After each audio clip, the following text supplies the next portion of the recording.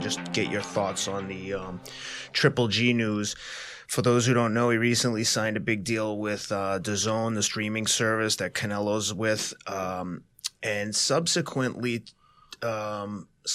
to that announcement, shocking to me that he split with longtime trainer Abel Sanchez.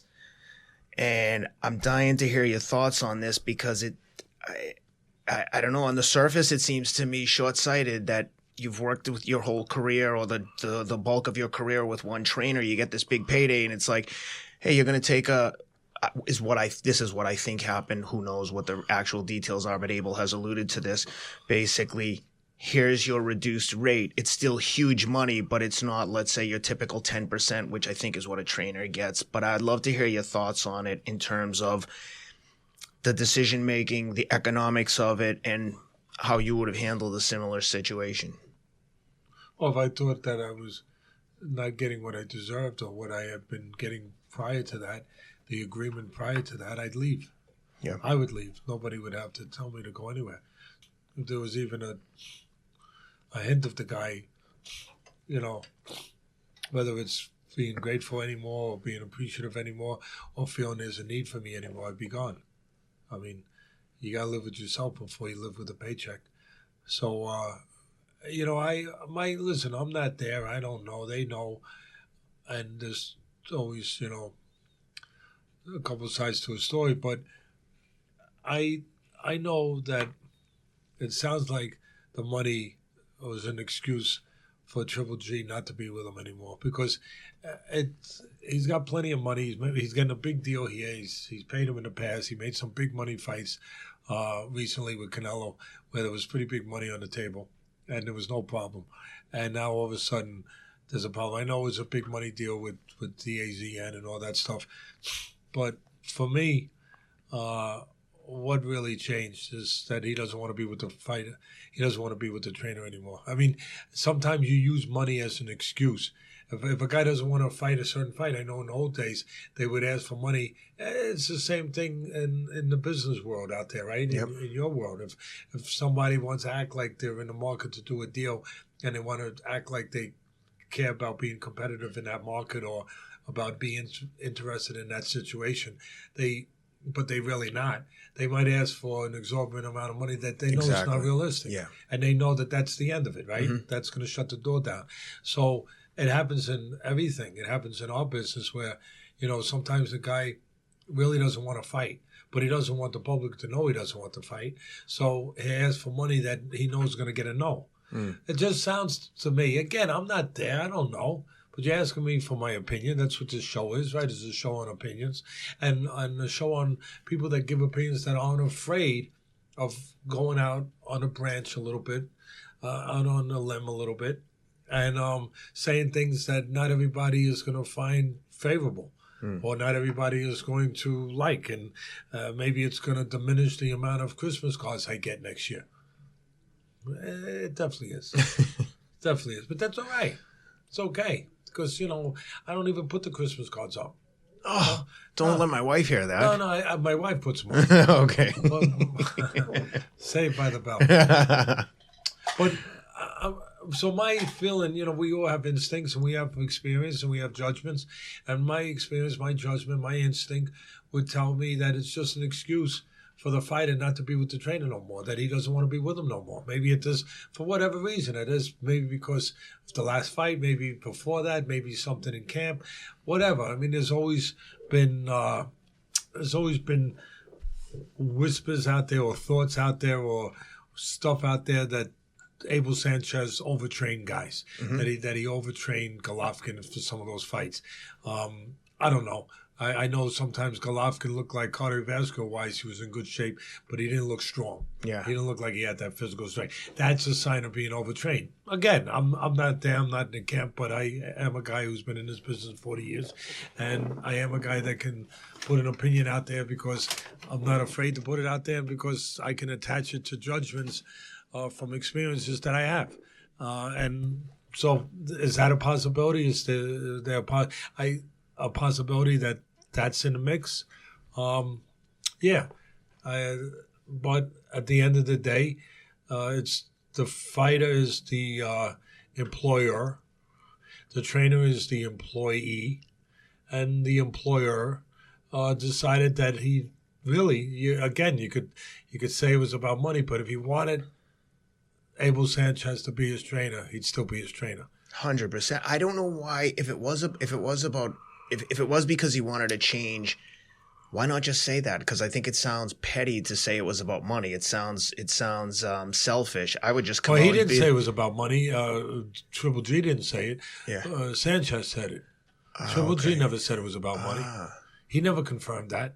Yeah, I think Matter of fact, right. if you really look at both sides, and now you heard Sanchez's side, but if you listen to Golovkin when they interviewed him during the Canelo fight, right? That's right.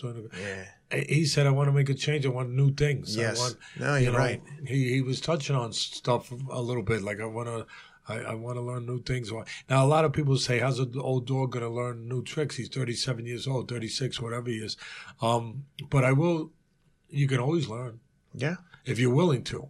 You can always learn. I thought Canelo looked completely different in fight number 2 than he did in fight number 1.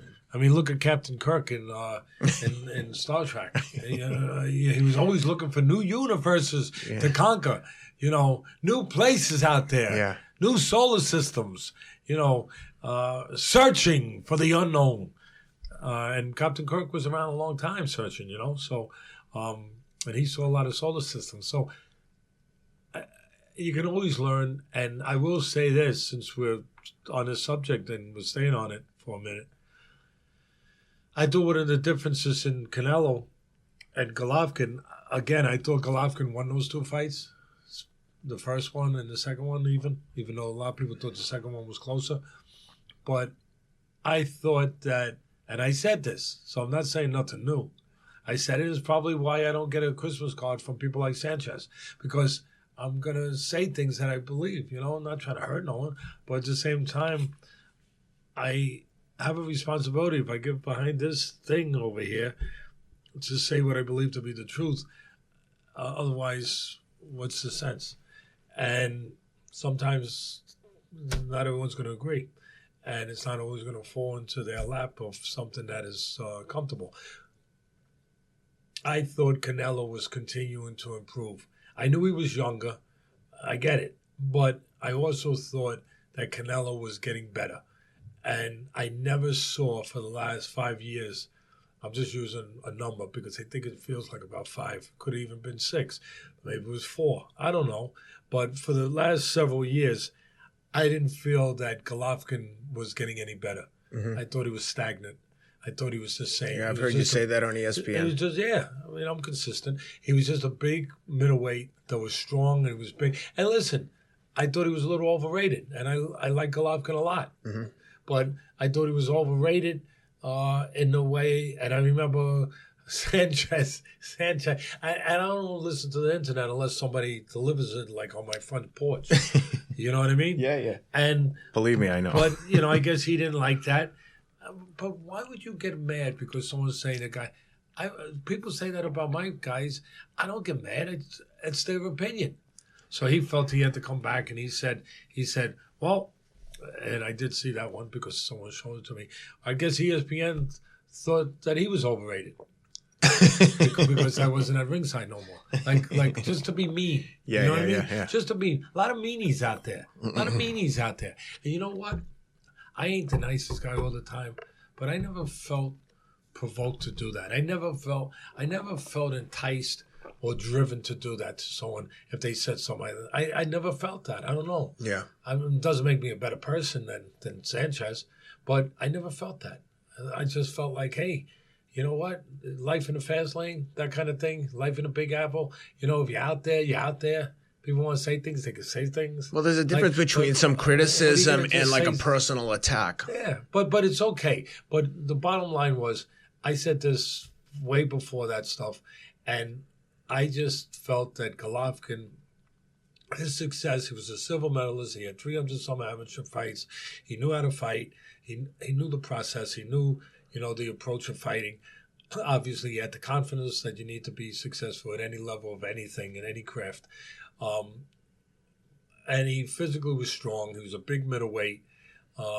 He was aggressive. He could bang. I thought he was overrated as a banger. I thought he could bang, but I thought he was overrated. You know, he wasn't that kind of guy who hit you on top of the head and your ankles fracture. But, he was a big, strong guy.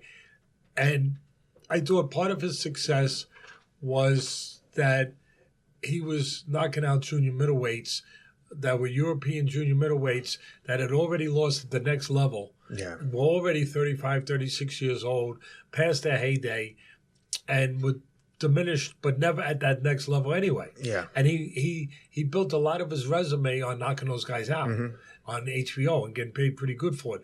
So, and getting obviously in front of a lot of eyeballs where people were familiar with him more than they would be with somebody else who might be okay.